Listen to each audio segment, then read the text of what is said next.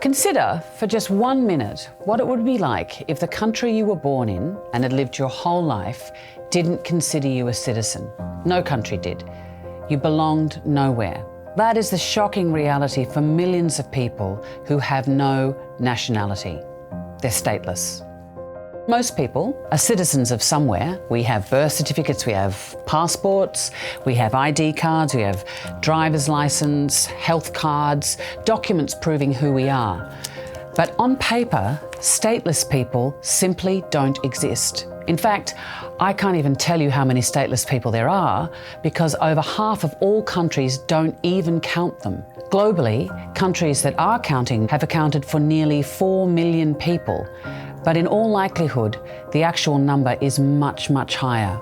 Without a passport or a national ID, the list of things you may not be able to do is never ending.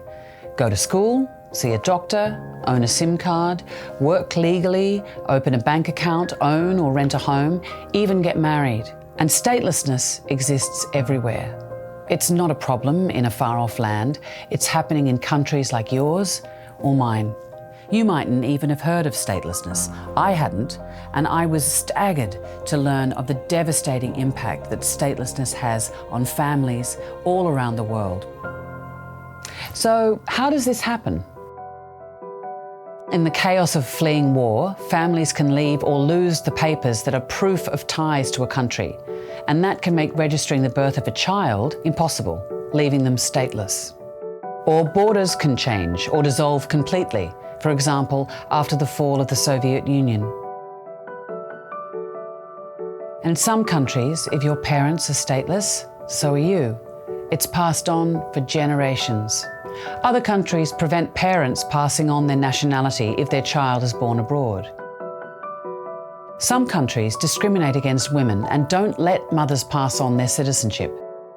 Ethnicity, language, religion, they've all been used as excuses to exclude entire groups from being citizens.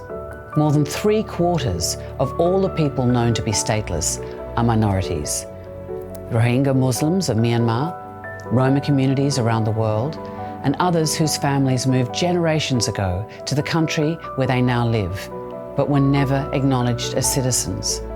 And when I went to Bangladesh, nothing could have prepared me for the depth of suffering that I saw amongst the Rohingya refugees.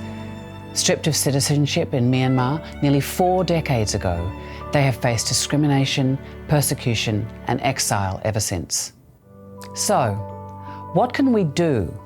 For lawmakers and courts, we say you have the power to challenge and change the laws that lead to statelessness. More and more countries are signing up to the conventions that aim to end statelessness. In some situations, it can be complex. It can take time, effort, and paperwork.